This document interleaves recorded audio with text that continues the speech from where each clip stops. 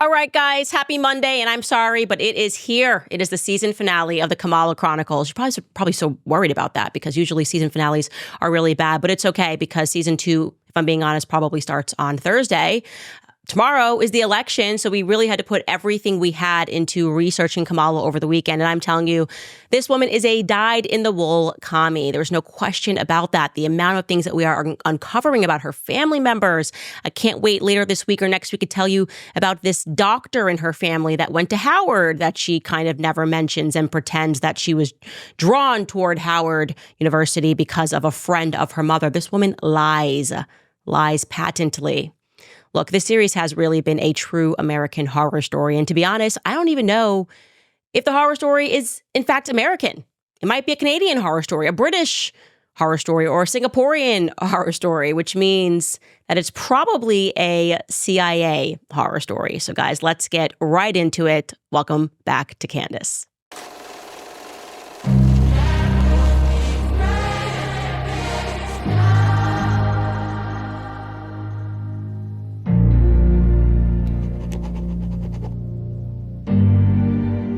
Kamala's family story makes no sense. I mean, that really is our thesis here, our understanding here. It has been plaguing my mind. Her father makes no sense. He is so secretive. They have entirely no relationship. Donald Harris seems to have fallen off the face of the planet. Not something a dad usually does when their daughter is about to become the president of the United States. Those are your thoughts, at least if you're a Democrat. You're going, oh my gosh, she's going to be the first female African-American president of the United States. You would expect that he would be so proud and out in the open.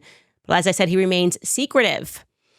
And as I'm looking through everything, trying to comprehend why we cannot locate a birth certificate for this man, Donald Harris, we should be able to easily locate a birth certificate. I'm starting to go through all the things that don't add up with him. For example, we know for a fact that he attended underground Marxist meetings in his youth in Jamaica.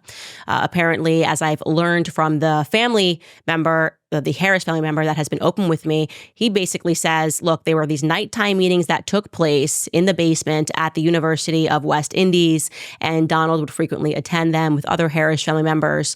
We similarly cannot find a birth certificate, as I said, for his only full sibling. So Donald Harris only has one full sibling. That individual's name is Kenneth Harris, and we can't find a birth certificate for Kenneth either. In Jamaica, this is where we have been looking for a birth certificate. We've been out to the office. Like, you should be able to just file and say we want a birth certificate. We've now filed and paid to receive it twice with the registrar's office. One was due today. We have not received it. We filed for one weeks ago and never received it. It's just all very shady. Of course, we noted that Donald goes through great pains not to mention much about his mother, Beryl, in the piece that he wrote for the Jamaican Times, the Jamaican Global Online. And it's very interesting because it almost appears like she's an afterthought. He just writes one sentence about her as if he didn't know her. We also know Kamala, of course, outright lied about who Beryl was. She presented a picture. It was not Beryl. Interestingly, when she presents that picture of Grandma Beryl in her book, allegedly Donald's mom, there's nothing in the book about Beryl. It was just a photo put of Beryl in the pictorial section of the book. And then she sort of mysteriously drops Beryl in a later publication a couple of months later, which is supposed to be for youth readers. But youth readers like photos. So why would you present less photos and drop your grandmother, who you don't even mention in the book at all? Then, of course, to jog your memory, there was Dorothy, the woman who came forward and sat down with Lady C. And she said that she remembered Kenneth. He was a very good-looking guy. He had a motorcycle. We know that they had money. And she was so sweet. But one of the things that we didn't speak about enough is the fact that Dorothy says that she didn't know Donald at all. She never knew Donald. Take a listen. I don't know her other son, who is Kamala's father. I know of him, but I have never met him. Like I said, very interesting. We also know and have gathered that Donald traveled extensively in his youth, and that may be the reason why she didn't know him. Maybe he simply was not around in Jamaica in his youth. We've learned from a family member that he traveled a lot, but also Donald himself admits that he traveled a lot, extensively through South America, in Asia. He's been all around the world. For what reason? Apparently just for education. That was the impression that his family family was left with of why Donald would be gone for long periods of time. And then when he returns, he's suddenly in these underground Marxist meetings. Very interesting. Now I want to remind you about another person in politics who we have mentioned throughout this series who had a similarly shady background, because some of you guys were absolutely shocked to learn the truth about Barry Soetoro, known to some people as Barack Obama, known to me and his close friends and his relatives as Barry Soetoro, a man who grew up in Indonesia, lived as Barry until he graduated college, was raised by his grandparents. I hate to be redundant here, but I do want to jog your memory with this clip of the news station, which uncovered really what was the only remaining relic of Barry Soetoro in Indonesia, which would indicate to us, they tried to completely delete this. They tried to disappear his record in Indonesia. Take a listen. As Senator Barack Obama has made his run for president, some have questioned his background, particularly the 4 years he spent as a child in Indonesia. He was educated in 2 schools, first a Catholic school and then later a public school. Matt Mahar traveled to Indonesia to take you to both of the schools the candidate attended. This is the Assisi Catholic Grammar School in Jakarta, Indonesia. And Barack Obama is on his way to becoming its most famous former student. Barack Obama. The only record of Obama having attended the school is this old register. And look, it lists his name as Barry Soetoro. That's the name Obama took from his Indonesian stepfather, Lolo Soetoro.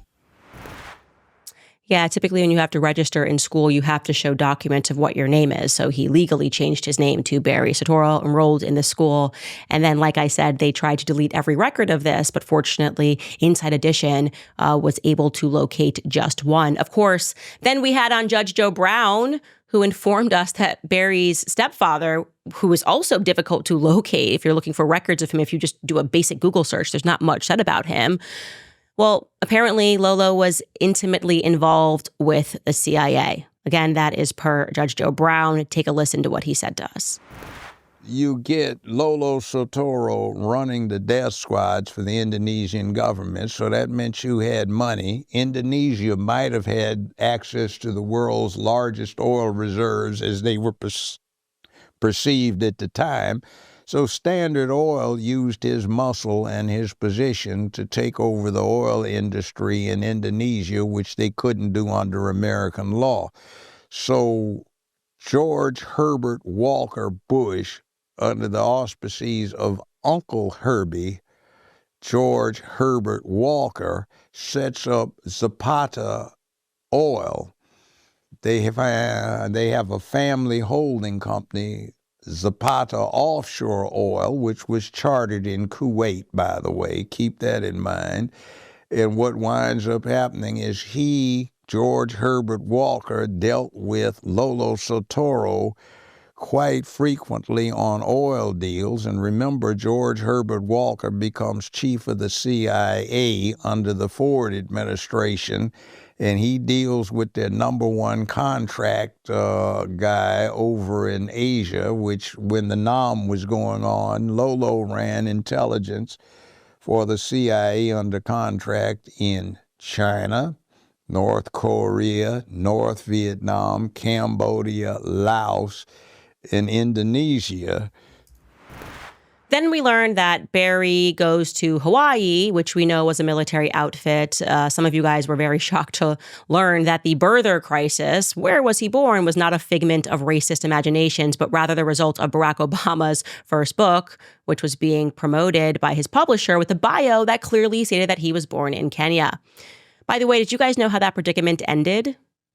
Well, after years of speculation from the time that he hit the scene of people saying, you are born in Kenya, we found this we know you're born in Kenya, Obama then rather gloriously requested a copy of his birth certificate from Hawaii in 2011. And here is the letter that he sent over to the director of health. It says, Dear Ms. Fuddy, I'm writing to request 2 certified copies of my original certificate of live birth. With this letter, I hereby authorize my personal counsel, Ms. Judith Corley of Perkins Coy in Washington, D.C. to act on my behalf in providing any additional information or paying any fees required by the Department of Health to fulfill my request. Ms. Corley is authorized to make any necessary arrangements for delivery of the certified copies from your office. Thank you for your assistance. Sincerely, signed Barack Obama. And now, of course, that is of interest because the public should have been able to get his birth certificate. Over all these years, you can just request a birth certificate and you should be able to receive a copy. And yet, for whatever reason, the Hawaiian Department of Health was not providing one for years. Well, he got a response. He received this response very quickly, by the way. I don't know the government to move this quick, but I guess when you're dealing with the President of the United States, you move very quickly. He received this response 3 days later from a woman named Loretta Fuddy, who was the director of the Hawaiian State Health Department. She wrote to him, "I've reviewed your request for 2 certified copies of your original certificate of live birth. As the director of health for the state of Hawaii, I have the legal authority to approve the process by which copies of such records are made. Through that authority and recognition of your status as President of the United States, I'm making an exception to current departmental policy, which is to issue a computer-generated certified copy. We hope that issuing these copies of your original certificate of live birth will end the numerous inquiries received by the Hawaii State Department of Health to produce this document. Such inquiries have been disruptive to staff operations and have strained state resources." Now, obviously, this is being written for the public. If I write a letter to the health department, I'm like, "Can I have my birth certificate?" They'll it'd be like yes or no. They're not going to be like, "Oh, I hope that this clears up the public matter." Like, this is written like a PR statement. And indeed it was, because this ended up being released to the public, basically saying, we don't want to hear any more noise about Barack Obama and where he was born. And so they issued one. But it wasn't exactly case closed. The Maricopa Sheriff's Office, yes, in Arizona, opened a case looking into the copy that Ms. Loretta provided because they suspected that they were looking at a direct forgery of a birth certificate. There was a birth certificate that belonged to someone in Hawaii named Johanna Ani, and they felt certain that Barry's birth certificate was copy and pasted. So they sent the 2 certificates out to 2 different digital document experts that were completely unknown to each other upon different continents. So you got 2 experts on different continents taking a look into this document, and they looked into this for years. And they both of these experts came back with the same conclusion. Obama's birth certificate was a forgery. So the Maricopa Sheriff's Office hosted a press conference to reveal these findings. And this is the video that they revealed to the public in that press conference. Take a listen. You are looking at 2 long-form birth certificates from the state of Hawaii. According to the dates on the certificates, these births took place in Honolulu during the month of August in 1961, just 16 days apart. The birth certificate on the left belongs to Barack Obama. The birth certificate on the right belongs to Johanna Ani. After 5 years of intense investigation, which included consultation with one of America's most respected forensic document examiners and a team of European media forensic experts, the Maricopa County Sheriff's Office has reached a conclusion utilizing forensic techniques both old and new. It is the opinion of the Maricopa County Sheriff's Office that the birth certificate on your right belonging to Johanna Ani was in fact used as a source document in the digital creation of Barack Obama's long-form birth certificate. 9 points of forgery in which words, letters, and hand-placed date stamps have been digitally copied from the Ani long-form birth certificate and pasted onto Obama's long-form birth certificate. We'll look at the first 5 points of forgery together, since they were brought over from the Ani document in one group.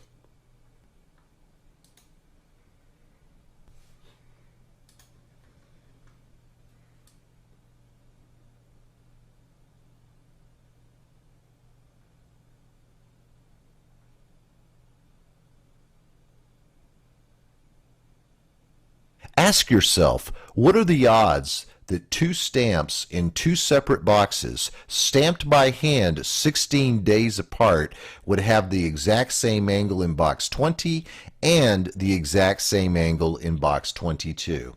First, we'll look at the left stamp.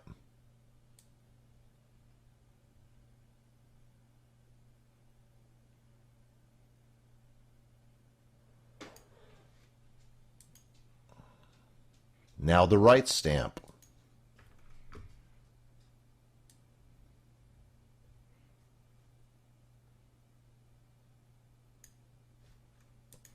It should be pointed out that these stamps were looked at by two separate document examiners who specialize in two separate forensic disciplines and who reside on two different continents.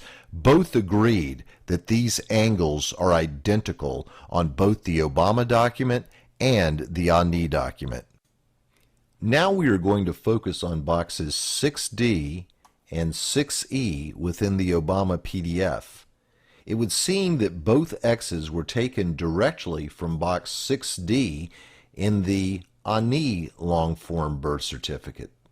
In fact, not only was the X pulled over, but the box itself was pulled over, and various parts of the line on top of the X were also pulled over, according to forensic document experts.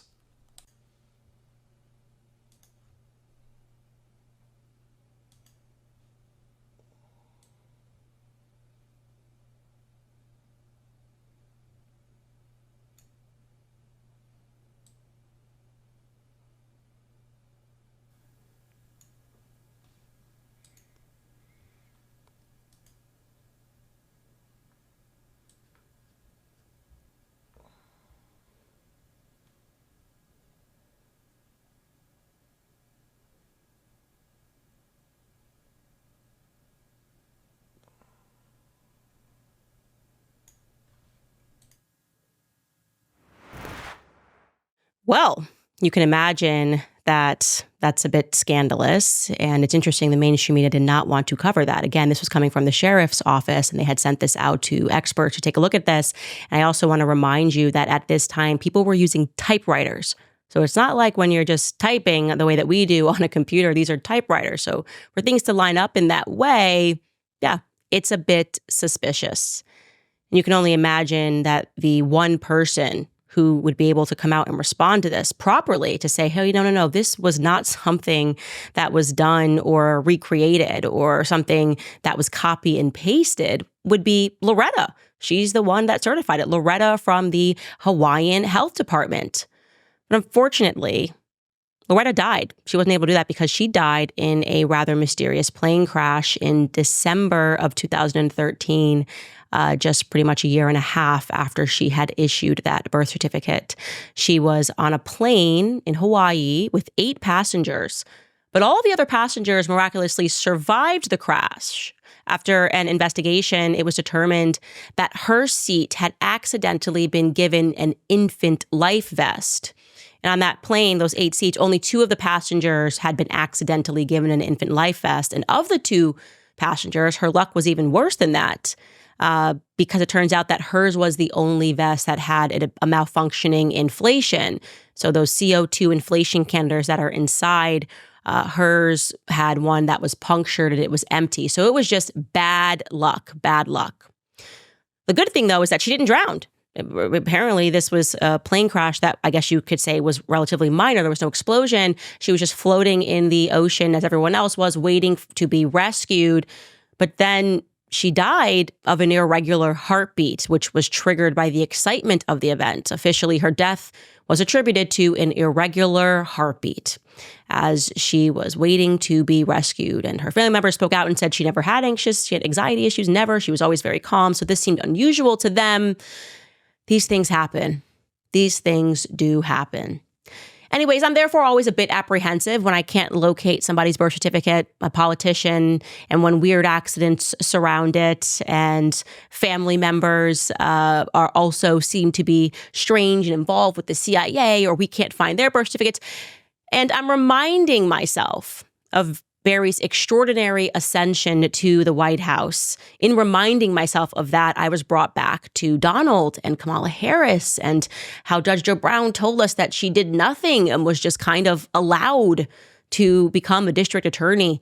I had people helping her out the entire time, that she was really serving George Soros. I'm reminded of Yoichi Shimatsu telling us that she was working on behalf of the cartels, that she is somehow involved in the upper echelons of the government.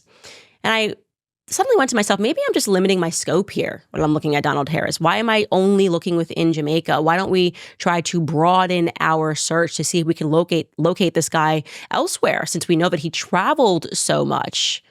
And we have come across some documents. I think that there is some evidence that it could be our Donald. Of course, we don't know for sure, but because Dorothy and the Harris family have communicated and confirmed that he traveled extensively in his youth, it's worth looking at these documents. So we were able to locate a Donald Harris on a ship manifest in 1949, traveling from Singapore to the UK.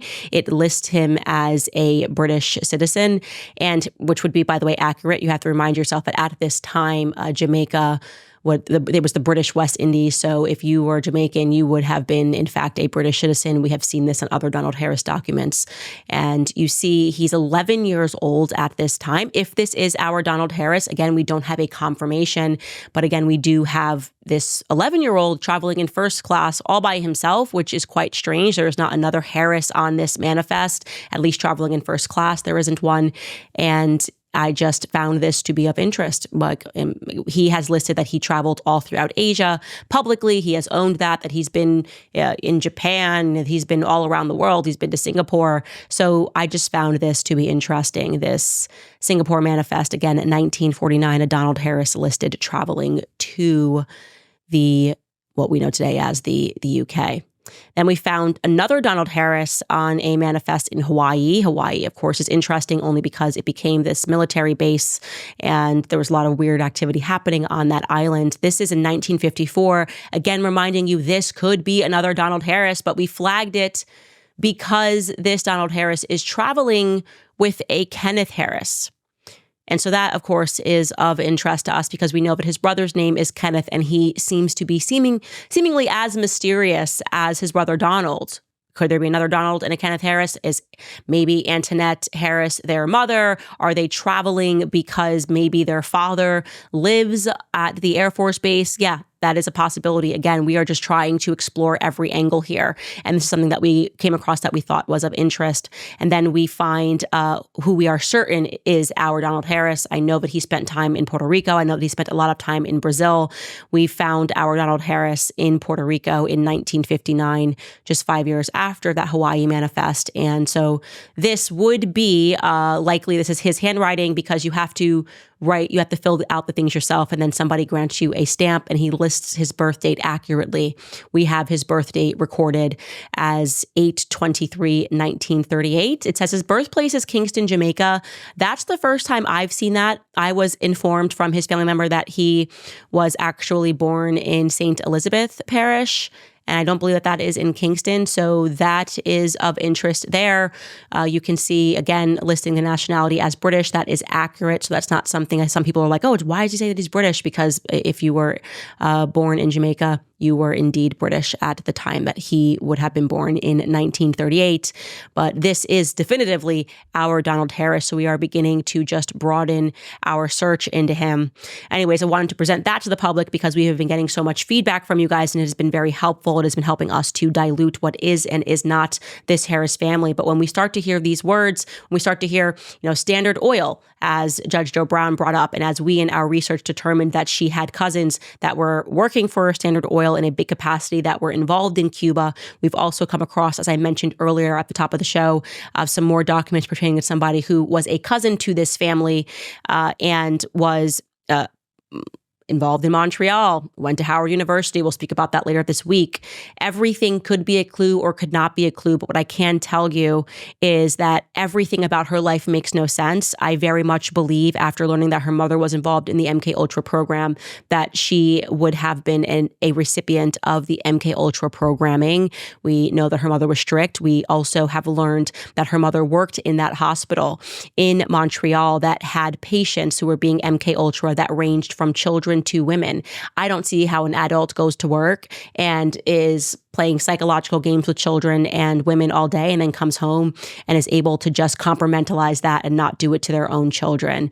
This is very scary stuff that we're talking about. We should take this very seriously. And like I said, it is leading me to believe that, of course, it's possible that leaders are being selected when we routinely see this pattern from Emmanuel Macron to Barack Obama to Kamala Harris to Joe Biden. We have to start asking meaningful questions. And of course, I'm never afraid to be the first one to do it.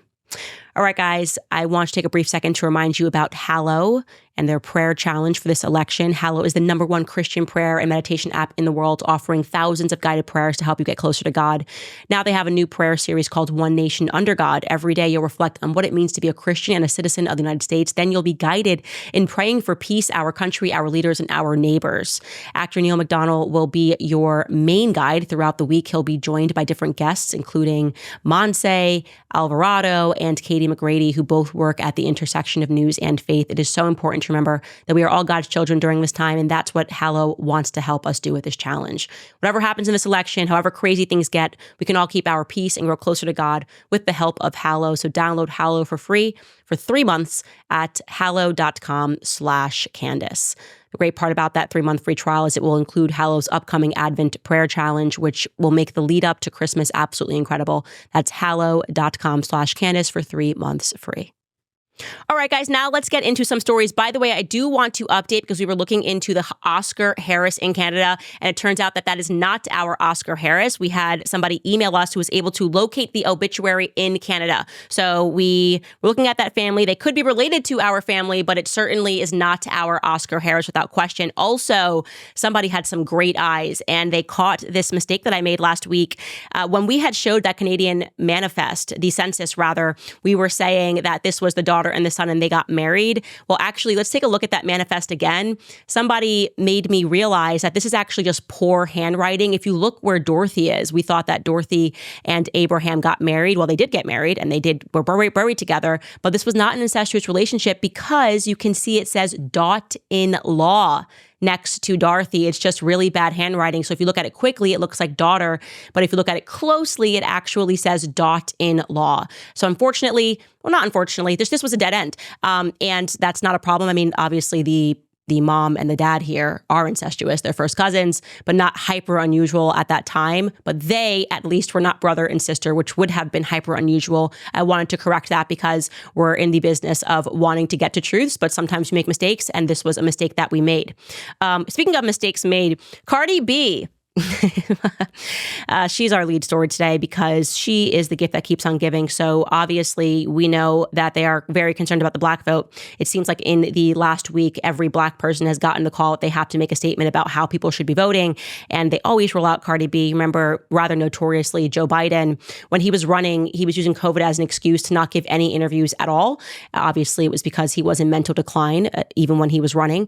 But he did make time to sit down with Cardi B. And it was very embarrassing that he would do this. And I don't say that as an insult to Cardi B. I think her heart is in the right place, but her mind is just not always filled with the facts when she speaks. And so that he made time with her was just the ultimate pander. Well, now she's making time for Kamala, and she obviously had what she was supposed to say written for her. And it was put onto a teleprompter, and then that teleprompter malfunctioned, and she therefore malfunctioned. Take a listen. What's up, Milwaukee?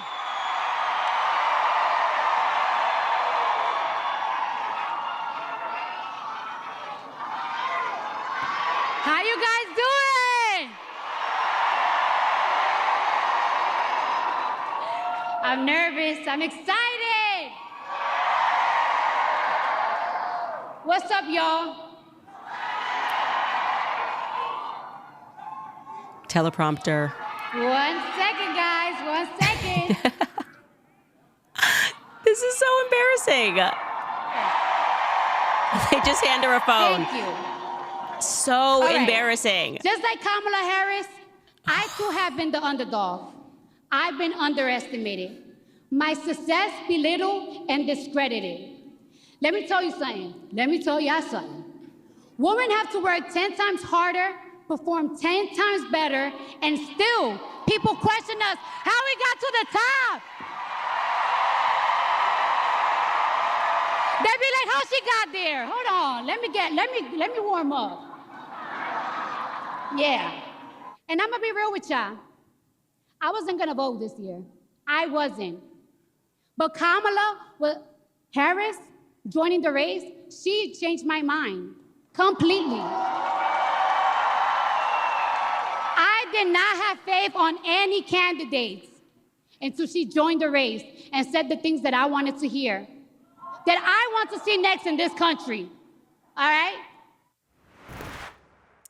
So a couple things I want to say there. It's very interesting that she says that Kamala represented this turning point because, as I just said, she was the one that stumped for Joe Biden. He went to her. They had that notorious interview. So what would have made her change her mind? Why wouldn't she vote for Joe Biden twice? He was the candidate. Makes entirely no sense unless she's just a person who is being told that she has to get out there and support Democrats. Like she doesn't actually have any thoughts of her own. And we can stop speculating about whether she has thoughts of her own because there's absolutely no reason that you would have this mass freak out if your teleprompter went off. You would just say, okay, I just got to like speak from the heart. Like maybe you wrote down some ideas to guide you along, but you wouldn't go, oh, and then wait for someone to hand you a phone. You would just be like, hey, guys, get out there. Vote for Kamala Harris because of this, because of that. Here are my feelings about the economy.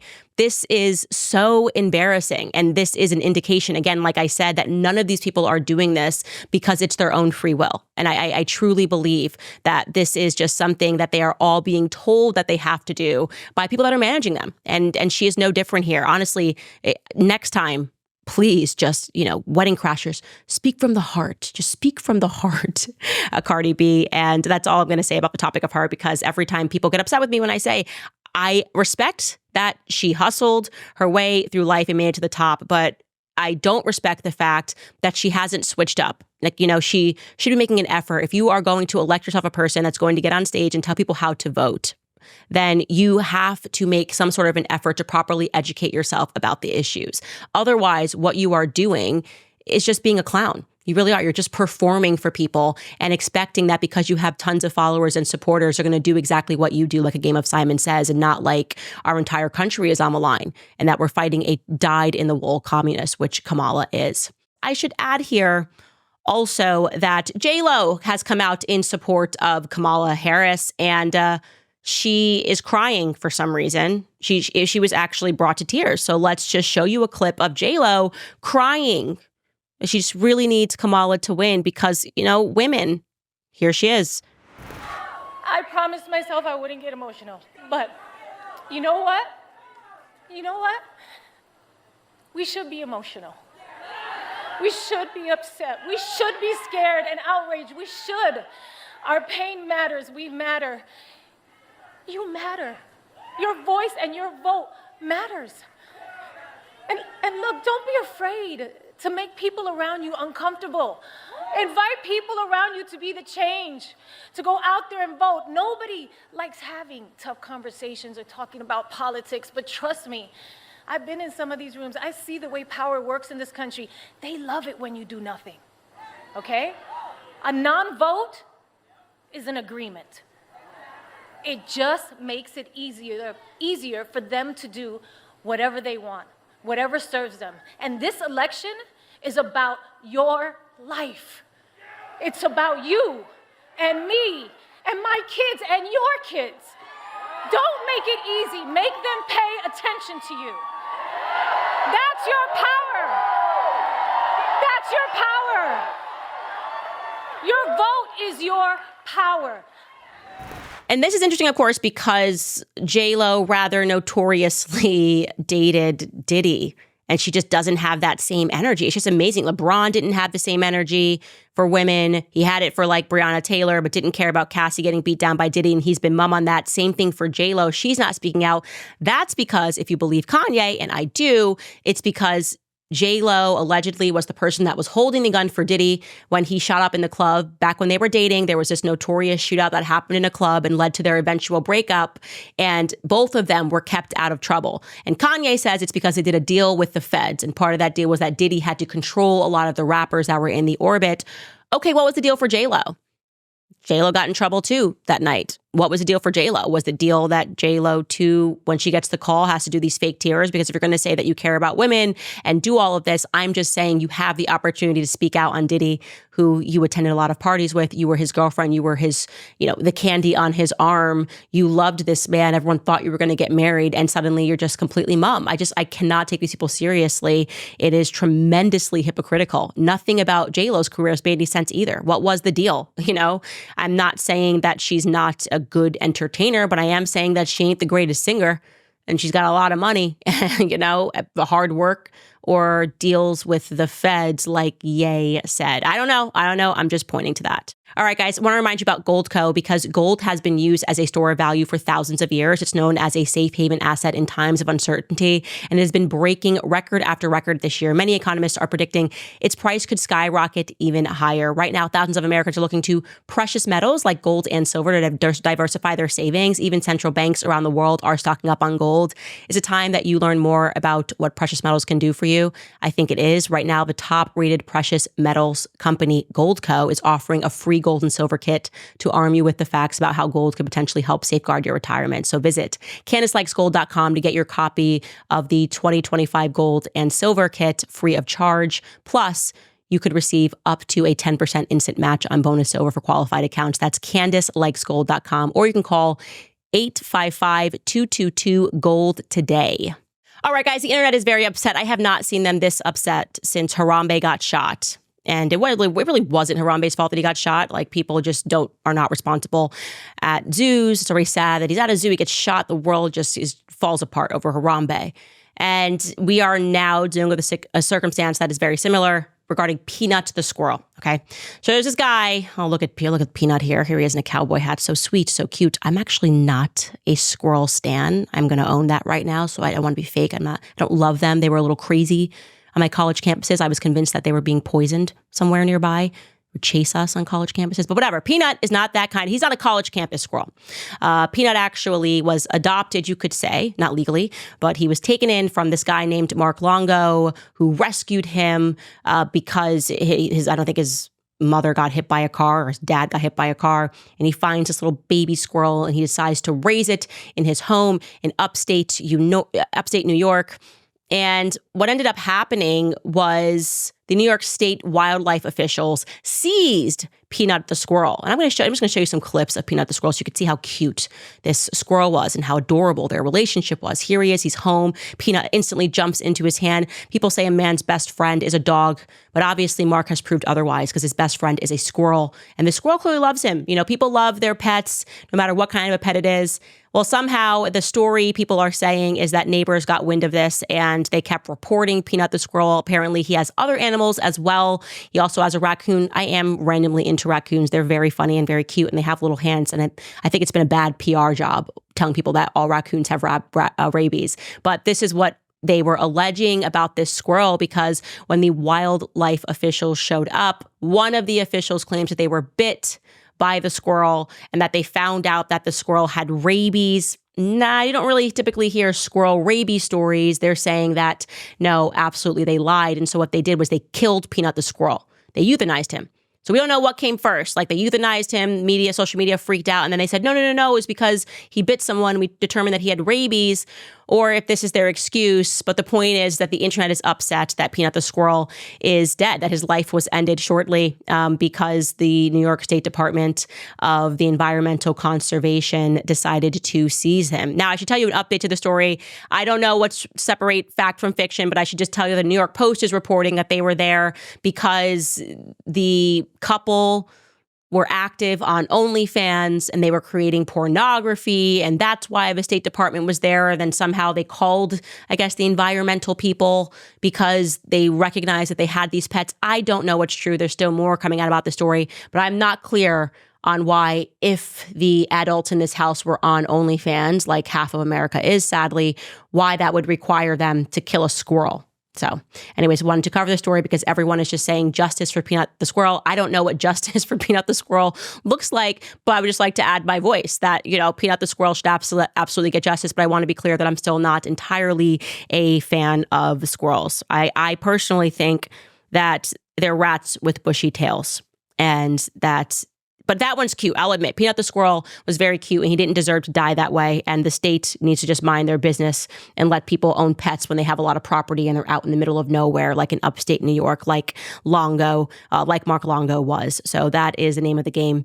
All right, guys, we are going to get into some of your comments regarding LeBron episode, which went pretty viral because of his absurd propaganda. Just the absurd propaganda. Remember, he just interspliced clips of Trump and he decided to put the background drop of just things that have happened to Black Americans in the past throughout the civil rights movement that had nothing to do with Donald Trump to make people believe that Trump was plausibly speaking about Black Americans. It was a very weak job in terms of propaganda, insulting even the dumbest minority of our country, as the comments revealed. Before I read your comments on that, I'm going to tell you about American financing, because the economy has been a major burden on the average American. Wages are flat, expenses are up, and it is very hard to manage to pay all the bills without using credit cards. So if you're a homeowner and you're frustrated with that cycle, I need you to make a 10-minute, no obligation phone call today to my friends in American Financing. Interest rates are coming down. They're now in the low 5s. So if you're constantly carrying a credit card balance each and every month with a rate in the 20s, American Financing can show you how to put your hard-earned equity to work and get you out of debt.